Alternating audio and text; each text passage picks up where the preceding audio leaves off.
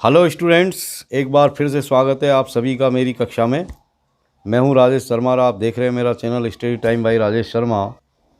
और आज की इस क्लास में हम पढ़ेंगे कक्षा 12 की अंग्रेजी की बुक फ्लेमिंगो का 6th chapter poets and pancake. और यहाँ मैं लेकर के आया हूँ आपके लिए इस लेसन का सेकंड पार्ट। और इससे पहले हम इस बुक के 5 लेसन्स पढ़ चुके हैं। और यदि आपने मेरे लास्ट वीडियो नहीं देखे हैं तो प्लीज़ सब्सक्राइब करें मेरा channel study time by Rajesh Sharma. और यहाँ पर भी हम इस लेसन की इंग्लिश से हिंदी में ट्रांसलेशन करेंगे और जो भी यहाँ पर डिफ़िकल्ट वर्ड्स आने वाले हैं उनका भी हम यहाँ पर हिंदी मीनिंग्स देखेंगे। इसके अलावा यहाँ जो भी इम्पोर्टेंट क्वेश्चंस आएंगे उनको भी हम सॉल्व करेंगे। एक चीज़ ये कि आप अपने बहुमूल्य विचारों को कमेंट बॉक्स में ज़रूर रजिस्टर करें।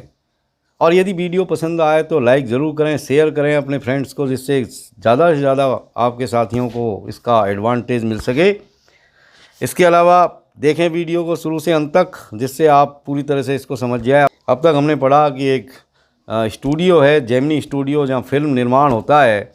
और फिल्म बनाने के लिए एक्टर और एक्ट्रेसेस को पोता जाता है उनके चेहरे को पैनकेक के द्वारा। ये पैनकेक एक तरह की प्रसाधन सामग्री है जिससे चेहरे के रोम छिद्र जो होते हैं वो पूरी तरह से जो है बंद हो जाते हैं और चेहरा बिल्कुल चिकना दिखाई देता है, जिससे कि वो फिल्मों में सुंदर दिखाई दे सकें। जेमिनी स्टूडियो में एक डिपार्टमेंट है, मेकअप डिपार्टमेंट, जो उस बिल्डिंग के दूसरी मंजिल पर स्थित है। और ऐसा माना जाता है कि वो शायद क्लाइव लॉयड का स्टेबल रहा होगा। और इसी जेमिनी स्टूडियो में एक लड़का काम करता है ऑफिस बॉय के रूप में। ये वैसे नाम का ही लड़का है, वैसे ये 40 साल का है उम्र में। और इसकी बहुत सारी, अपने आप को ये बहुत टैलेंटेड मानता है, बहुत टैलेंटेड भी है। और इस आशा में ये इस फिल्म इंडस्ट्री में शामिल हुआ था कि वो शायद एक अच्छा एक्टर बनेगा, अच्छा राइटर बनेगा या लिरिक राइटर बनेगा। लेकिन ऐसा कुछ नहीं हुआ। वो एक ऑफिस बॉय के रूप में ही उसको रखा गया और आज भी वो एक ऑफिस बॉय है और वो इसी कुंठा में जी रहा है। इस वीडियो में आगे हम देखेंगे कि और क्या क्या यहाँ पर इवेंट्स होती है फिल्म निर्माण में, क्या क्या चीज़ें शामिल होती है और किस तरह फिल्मों का निर्माण होता है और इस ऑफिस बॉय का क्या होता है। तो आइए शुरू करते हैं। Let's begin. In those days, उन दिनों में, इन दोज डेज यानी उन दिनों में, आई वर्कड, मैं काम करता था, इन एक क्यूबिकल। क्यूबिकल का मतलब होता है एक छोटा सा कमरा, जिसको हम कोठरी कह सकते हैं। तो एक कोठरी में मैं उन दिनों में काम करता था। Two whole sides of which, जिसकी बिल्कुल दो पूरी की पूरी दीवारें, यानी उस छोटे से कमरे की पूरी 2 दीवारें वर फ्रेंच विंडोज, बड़ी बड़ी खिड़कियों के रूप में थी। फ्रेंच विंडोज़ का मतलब होता है बड़ी बड़ी window. I didn't know at that time, उस समय मैं नहीं जानता था कि दे वर कॉल्ड फ्रेंच विंडोज़, कि ऐसी खिड़कियों को जो बड़ी होती है उनको फ्रेंच विंडोज़ कहा जाता है। इस चीज़ को मैं उन दिनों में नहीं जानता था। Seeing me sitting at my desk, मेरी डेस्क पर मुझे बैठा हुआ देख करके, टीयरिंग अप न्यूज़पेपर्स, अखबारों को फाड़ते हुए। टीयरिंग अप का मतलब फाड़ना, न्यूज़पेपर्स यानी अखबार, day in and day out, दिन भर और रात भर, यानी दिन रात मेरा एक ही काम था, अखबारों को फाड़ना, उनमें से महत्वपूर्ण खबरों की कतरनों को काट करके फाइल करना। तो लोग जो मुझे देखते थे कि मैं दिन रात जो है अखबारों को काट रहा हूँ, उनकी कतरनें कर रहा हूँ। मोस्ट पीपुल थॉट, अधिकांश लोग ये सोचते थे कि I was doing next to nothing, कि मैं कुछ भी नहीं कर रहा था। यानी उनकी नज़र में, दूसरे लोगों की नज़र में ऐसा था कि मैं कोई काम नहीं कर रहा था। It is likely that the boss thought likewise too, और ये पूरी तरह से संभव था, पूरी तरह से लाइकली बात थी ये कि बॉस भी शायद ऐसा ही सोचता होगा। So anyone who felt I should be given some occupation, इसलिए एनी वन यानी कोई भी व्यक्ति, हु फेल्ट जो ये महसूस करता था कि I should be given some occupation, कि मुझे कोई ना कोई दूसरा काम दिया जाना चाहिए क्योंकि ये फालतू बैठा रहता है। I should be given some occupation, occupation का मतलब काम। तो ऐसा कोई भी व्यक्ति जो ये समझता था कि मैं कुछ भी नहीं कर रहा, इसको कोई ना कोई काम देना चाहिए, would barge into my cubicle, वो सीधा तीर की तरह घुस के आता मेरे क्यूबिकल में, मेरी कोठरी में आ जाता। And deliver N extended lecture, और आकर के मुझको एक लंबा चौड़ा भाषण सुना देता। एक्सटेंडेड लेक्चर यानी लंबा चौड़ा भाषण, डिलीवर यानी सुनाना, कहना। The boy in the makeup department had decided, the boy यानी वो बॉय, वो जो लड़का था, इन द मेकअप डिपार्टमेंट, श्रृंगार विभाग का, हैड डिसाइडेड, उसने ये निश्चय कर लिया था, डिसाइड मतलब निश्चय करना, कि I should B enlightened, I should B enlightened. Enlighten का मतलब होता है प्रकाशित होना या प्रकाशित करना, प्रकाश होना, प्रकाशित करना, एनलाइटन। लेकिन यहाँ पर जो इसकी मीनिंग निकल के आई वो थोड़ी सी डिफरेंट है। आई शुड बी एनलाइटेंड, कि मुझे जानकारी दी जानी चाहिए। आई शुड बी एनलाइटेंड यानी मुझे जानकारी दी जानी चाहिए on how great literary talent was being allowed to go waste, कि किस तरह एक महान लिटरेरी टैलेंट, एक महान साहित्यिक प्रतिभा was being allowed to go waste, बर्बाद की जा रही थी। यानी वो जो बॉय था वो ये समझता था कि उसके पास बहुत ही ग्रेट लिटरेरी टैलेंट है, और उसको इस फिल्म इंडस्ट्री में एक ऑफिस बॉय एक बना करके उसकी प्रतिभा को बर्बाद किया जा रहा था। In a department fit only for barbers and perverts, यानी वो ये भी मानता था कि ये जो डिपार्टमेंट है वो सिर्फ नाइयों के लिए और पथभ्रष्ट लोगों के लिए ही उपयुक्त है, उन्हीं के लिए फिट है। बार्बर्स इन नाई, और परवर्ट्स का मतलब पथभ्रष्ट लोग। Soon I was praying for crowd shooting all the time, और जब वो मुझको इस तरह के भाषण सुनाता, मुझको इस तरह की जानकारी दे रहा था, अब मैं समझ सकता था कि वो रुकेगा नहीं। तो उस वक्त मैंने भगवान से प्रार्थना की कि हमेशा क्राउड शूटिंग चलती रहे, यानी भीड़ की शूटिंग चलती रहे। अब मैंने ऐसा क्यों सोचा? मैंने ऐसा इसलिए सोचा कि जब भीड़ की शूटिंग चलेगी तो इसका काम था भीड़ के लोगों के चेहरों को पोतना, तो ये उसमें बिजी रहेगा, और जब बिजी रहेगा तो इसके पास समय नहीं होगा मेरे पास आकर के भाषण देने के लिए। तो मैंने भगवान से प्रार्थना की कि लगातार भीड़ की शूटिंग चलती रहे। Nothing short of it could save me from his epics, इससे कोई भी कम चीज़ मुझे उसके एपिक्स से नहीं बचा सकती थी, मुझको उसके भाषणों से यानी मुझको उसके महाकाव्यों से बचा नहीं सकती थी, सेव नहीं कर सकती थी। In all instances of frustration, कुंठा के इन सभी मामलों में या हताशा के इन सभी इंस्टेंसेज के अंदर, इन सभी उदाहरणों में, यू विल ऑलवेज फाइंड, तुम हमेशा पाओगे किस चीज़ को पाओगे तुम? द एंगर, क्रोध को, directed towards a single person, openly और कोवर्टली, कोवर्टली का मतलब गुप्त रूप से, यानी तुम इन सभी मामलों में हमेशा गुस्से को एक व्यक्ति की तरफ खुले रूप से या गुप्त रूप से इंगित होता हुआ पाओगे। And this man of the makeup department was convinced that all his boys' ignominy and neglect were due to Kothamangalam Subbu.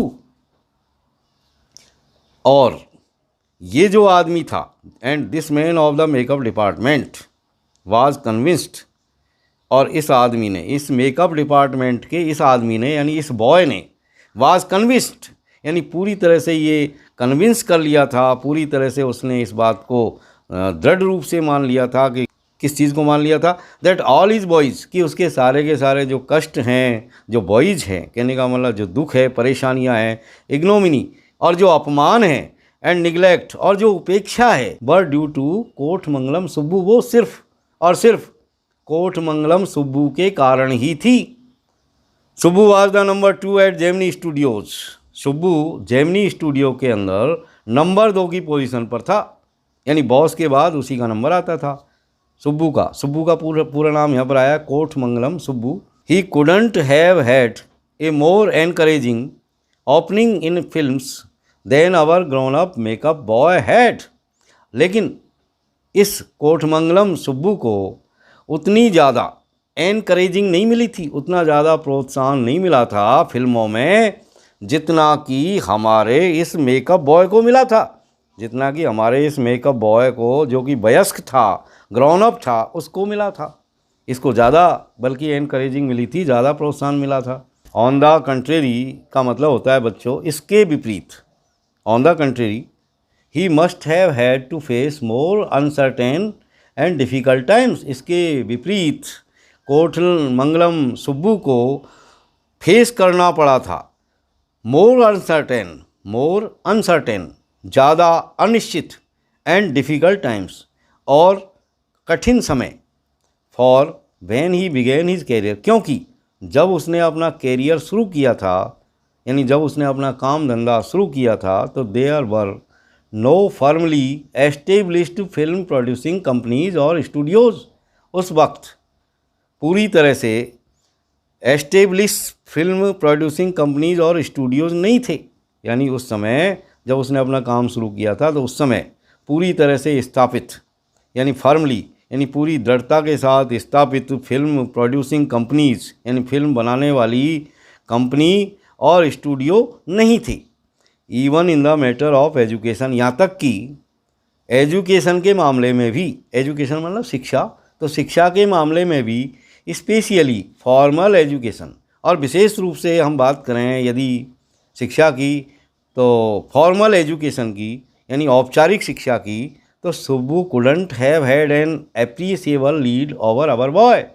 तो सुब्बू को हमारे इस लड़के के ऊपर कोई प्रशंसा योग्य जो है बढ़त हासिल नहीं थी, यानी वो इसके ऊपर भी उसको बढ़त हासिल वो नहीं कर सकता था। कहने का मतलब वो हमारे इस ऑफिस बॉय से ज़्यादा पढ़ा लिखा भी नहीं था। But by virtue of being born a ब्राह्मण, लेकिन चूँकि कोटमंगलम सुब्बू एक ब्राह्मण परिवार में पैदा हुआ था, अब चूँकि सौभाग्य से वो एक ब्राह्मण परिवार में पैदा हुआ था, ए वर्च्यू इंडीड, वास्तव में, जो कि एक गुण है, जो उस वक्त का एक वर्च्यू था, he must have had exposure to more affluent situations. तो इसके कारण उसे निश्चित रूप से ज़्यादा एक्सपोजर मिला था, किसके लिए? एफ्लुएंट सिचुएशंस के लिए, समृद्ध परिस्थितियों के लिए। कहने का मतलब इसके कारण, चूँकि उसने एक ब्राह्मण परिवार में जन्म लिया था, तो इसके कारण उसे कुछ ज़्यादा जो है एफ्लुएंट सिचुएशंस मिली थी, कुछ ज़्यादा समृद्ध परिस्थितियाँ मिली थी। इसके अलावा एंड पीपुल, और उसे ज़्यादा जो है लोग भी मिले थे। He had the ability to look cheerful at all times. इसके अलावा इस कोटमंगलम सुब्बू के अंदर एक और क्वालिटी थी, और वो क्वालिटी ये थी कि उसके अंदर एबिलिटी थी, योग्यता थी। एबिलिटी, योग्यता किस चीज़ की? टू लुक चीयरफुल, हमेशा खुशनुमा दिखाई देने की, एट ऑल टाइम्स, यानी हर वक्त। Even after having had a hand in A flop film, यहाँ तक कि किसी असफल फिल्म में उसका हाथ होने के बावजूद भी। फ्लॉप फिल्म का मतलब असफल, जो फिल्म चलती नहीं है, पैसा नहीं कमाती, उसको कहते हैं हम फ्लॉप फिल्म। और ऐसी फिल्म जो खूब चलती है, जिसको हम कहते हैं हिट फिल्म, और वो बॉक्स ऑफिस पर काफ़ी पैसा कमाती है, उसे जो है हम हिट फिल्म कहते हैं, और जो असफल हो जाती है उसे फ्लॉप फिल्म कहते हैं। ही always had work for somebody, उसके पास हमेशा हर आदमी के लिए काम होता था।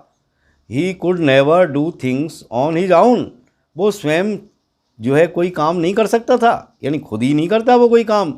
But his sense of loyalty, लेकिन उसका जो लॉयल्टी का जो सेंस था, यानी स्वामी भक्ति की जो भावना थी उसके अंदर, मेड हिम आइडेंटिफाई, उस स्वामी भक्ति ने उसको एक पहचान दिलवाई अपने आप में, हिमसेल्फ विद हिज प्रिंसिपल, अपने प्रिंसिपल के साथ, यानी अपने बॉस के साथ, कंप्लीटली, पूरी तरीके से, and turn his entire creativity to his principal's advantage. इसके अलावा वो अपनी सारी क्रिएटिविटी को, यानी सारी रचनात्मकता को, एंटायर यानी पूरी, संपूर्ण क्रिएटिविटी, रचनात्मकता, यानी उसने अपनी सारी की सारी जो एंटायर क्रिएटिविटी थी, जो सारी की सारी रचनात्मकता थी, उसको अपने प्रिंसिपल के फ़ायदे के लिए, प्रिंसिपल के एडवांटेज के लिए, यानी अपने बॉस के, यानी अपने मालिक के फ़ायदे के लिए घुमा दिया था, यानी उसकी तरफ मोड़ दिया था कि उसको, बॉस को ज़्यादा से ज़्यादा फ़ायदा हो, तो उसने अपनी सारी रचनात्मकता को अपने बॉस के फ़ायदे में लगा दिया। He was tailor made for films, वो फिल्मों के लिए बिल्कुल रेडीमेड था। कहने का मतलब भगवान ने उसको फिल्मों के लिए ही बना करके भेजा था, टेलर मेड था वो। Here was a man who could be inspired, यहाँ एक ऐसा आदमी था जो इंस्पायर किया जा सकता था, प्रेरित किया जा सकता था। इंस्पायर यानी प्रेरित करना, व्हेन कमांडेड, जब आदेश दिया जाए, यानी जब भी उसे आदेश दिया जाता तो वो इंस्पायर किया जा सकता था, प्रेरित किया जा सकता था। The red fights the tigress under water and kills हर, चूहा फाइट करता है, युद्ध करता है, द टाइग्रेस शेरनी के साथ, बाघिन के साथ, अंडर वाटर पानी के नीचे, एंड किल्स हर और उस शेरनी को मार देता है, but takes pity on the cubs and tends them lovingly. लेकिन वो चूहा शेरनी को मारने के बाद में उसके कब्स पर यानी उसके बच्चों के ऊपर पिटी यानी दया करता है, एंड टेंड्स देम लविंगली और उनको बड़े प्रेम से पालता है। टेंड यानी पालन पोषण करना, लविंगली यानी प्यार से, मोहब्बत से। आई डोंट नो मैं नहीं जानता, how to do the scene कि कैसे किया जाए इस सीन को, इस दृश्य को कैसे फिल्माया जाए। द प्रोड्यूसर वुड से, जब भी प्रोड्यूसर ऐसा कहता, and Subbu would come out with 4 ways of the rat pouring affection on its victims of spring. तब सुब्बू जो है कि चूहा अपने प्रेम को, अपने अफेक्शन को विक्टिम्स के ऑफ स्प्रिंग पर यानी उस शेरनी के बच्चों के ऊपर किस तरह उंडेलेगा, इसके लिए 4 नए नए तरीके सुझा देता उसको। But I am not sure it is effective enough, लेकिन मुझे भरोसा नहीं है कि तुम जो ये 4 तरीके बता रहे हो ये पर्याप्त रूप से असरदायक है या नहीं है, यानी पर्याप्त रूप से जो है प्रभावकारी है या नहीं है। तब द प्रोड्यूसर वुड से, जब प्रोड्यूसर ऐसा कहता, एंड इन ए मिनट और 1 मिनट में ही Subbu would come out with 14 more alternatives, और सुब्बू जो है 14 मोर यानी 14 और ज़्यादा अल्टरनेटिव्स के साथ जो है आता, यानी 14 और नए, यानी सुब्बू जो है 14 और नए विकल्प प्रोड्यूसर को बताता। Film making must have been and was so easy with a man like Subbu around, यानी सुब्बू जैसे व्यक्ति के साथ, सुब्बू जैसे व्यक्ति के होते हुए फिल्म निर्माण का जो काम था वो बहुत ही आसान रहा था और आसान था। And if ever there was a man who gave direction, और हमेशा ही सुब्बू एक ऐसा आदमी रहा था जिसने गेव डायरेक्शन, जिसने दिशा प्रदान की थी, एंड डेफिनीशन और परिभाषा दी थी to Gemini studios, Gemini studio को ड्यूरिंग इट्स गोल्डन ईयर्स, इसके गोल्डन ईयर्स के दौरान, इसके स्वर्णिम वर्षों के दौरान। और ऐसा आदमी कौन था? ऐसा आदमी था, इट वाज सुब्बू, ये सुब्बू ही था। Subbu had a separate identity as a poet, यानी सुब्बू के पास एक सेपरेट आइडेंटिटी यानी एक भिन्न पहचान भी थी एज ए पोइट, एक पोइट के रूप में, एक कवि के रूप में। And though he was certainly capable of more complex and higher forms, और यद्यपि उसके पास यानी सुब्बू जो है बहुत ज़्यादा निश्चित रूप से कैपेबल था, समर्थ था, ज़्यादा कठिन, ज़्यादा जटिल और ऊंचे दर्जे की कविताएं करने के लिए। कहने का मतलब सुब्बू ऊंचे दर्जे की और बहुत ही ज़्यादा जटिल तरह की कविताएं करने में निश्चित रूप से समर्थ था, कैपेबल था। फिर भी ही डेलीबरेटली, यानी वो जानबूझ करके, डेलीबरेटली का मतलब जानबूझ करके, choose to address his poetry to the masses, उसने आम आदमियों के लिए अपनी पोइट्री को एड्रेस किया था, अपनी कविता को कहा था। मासेस का मतलब होता है आम आदमी, लोग, पोइट्री यानी कविता, एड्रेस यानी संबोधित करना। His success in films overshadowed and dwarfed his literary achievements, his success यानी उसकी सफलता ने, इन फिल्म्स फिल्मों में, ओवरशैडोड, ओवरशैडोड का मतलब ढक दिया था या छुपा दिया था, एंड ड्वार्फ्ड और कम कर दिया था, हिज लिटरेरी अचीवमेंट्स को, उसके साहित्यिक उपलब्धियों को, लिटरेरी यानी साहित्यिक, अचीवमेंट्स यानी उपलब्धियाँ। इसके अलावा और सो हिज क्रिटिक्स फेल्ट, ऐसा ही उसके आलोचक भी फील करते थे, सोचते थे। क्रिटिक यानी आलोचक। He composed several truly original story poems in fog refrain and diction, and also wrote a sprawling novel, Thilana Mohinam Bal, with dozens of very deftly etched characters. deftly etched characters का मतलब होता है कुशलतापूर्वक तराशे हुए पात्र। तो उसने क्या किया कि उसने लोक संगीत एवं शब्दावली में कई सारी सच्ची, मौलिक, ओरिजिनल, ओरिजिनल का मतलब मौलिक, तो उसने बहुत सारी मौलिक कथात्मक कविताएं रची, कथात्मक कविताएं यानी स्टोरी पोइम्स, और एक विस्तृत उपन्यास यानी स्प्राउलिंग नॉवल। स्प्राउलिंग नॉवल मतलब विस्तृत उपन्यास लिखा जिसका नाम था थिलाना मोहनम बाल। ये चीज़ उसने लिखी और इसके अंदर उसने दर्जनों कुशलतापूर्वक तरह से हुए पात्र थे। यानी इन रचनाओं में दर्जनों dozens of very deftly etched characters थे, यानी कुशलतापूर्वक तरह से हुए पात्र थे। He quite successfully recreated the mood and manner of the devadasis of the early 20th century. यानी उसने क्वाइट सक्सेसफुली यानी बहुत ही सफलतापूर्वक रिक्रिएटेड यानी पैदा किए द मूड एंड मैनर भाव व तौर तरीके ऑफ द देवदासीज देवदासियों के of the early 20th century प्रारंभिक या आरंभिक 20वीं शताब्दी के, यानी आरंभिक 20वीं शताब्दी के जो देवदासियाँ थी उनके बहुत ही मूड यानी उनके मूड को और उनके मैनर को उनके भाव और तौर तरीक़ों को उसने बहुत ही सफलतापूर्वक जो है रिक्रिएट किया था, पैदा किया था। He was an amazing actor, वो एक आश्चर्यजनक रूप से अच्छा एक्टर था। He never aspired to the lead roles, वो कभी भी बड़े जो रोल्स थे उनकी कामना नहीं करता था, एस्पायर नहीं करता था। But whatever subsidiary role he played, लेकिन जो भी वो जो है सब्साइडरी रोल प्ले करता था in any of the films, किसी भी फिल्म के अंदर, ही performed better than the supposed main players, यानी मेन प्लेयर से भी ज़्यादा अच्छी परफॉर्म वो करता था, ज़्यादा अच्छी जो है परफॉर्मेंस उसका होता था। सब्साइडरी रोल का मतलब सहायक भूमिका और परफॉर्म का मतलब प्रदर्शन, यानी ज़्यादा अच्छा वो प्रदर्शन करता था, मेन जो कलाकार थे उनसे भी अच्छा।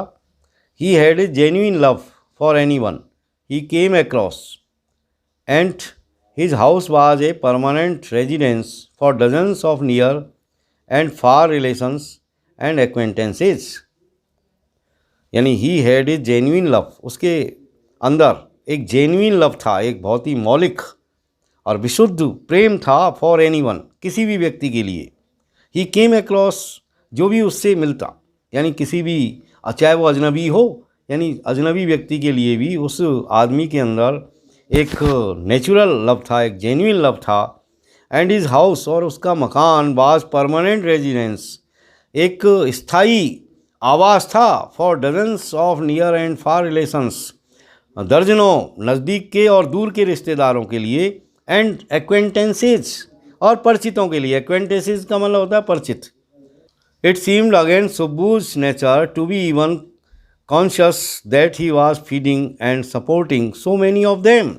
It seemed again Subbu's nature, इसका मतलब यह सुब्बू के स्वभाव के विरुद्ध प्रतीत होता था कि वह इस बारे में सचेत भी हो, कॉन्शियस भी हो कि वह इतने लोगों को भोजन करा रहा था अथवा उनको सहारा दे रहा था, सपोर्ट कर रहा था। सपोर्ट मतलब सहारा देना, फीडिंग यानी भोजन कराना।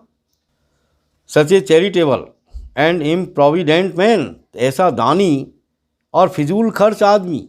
इम्प्रोविडेंट का मतलब होता है फिजूल खर्च करने वाला व्यक्ति, चैरिटेबल यानी दानी, जो दान करता है, यानी ऐसा दानी और इतना फिजूल खर्ची करने वाला आदमी। And yet he had enemies, और फिर भी उसके दुश्मन हैं। कैसा सोच सकते हैं हम? वाज इट बिकॉज, क्या ऐसा इसलिए था कि he seemed so close and intimate with the boss, कि वो अपने बॉस से बहुत ज़्यादा इंटीमेट, बहुत ज़्यादा घनिष्ठ और क्लोज यानी निकट दिखाई देता था, सीम्ड होता था।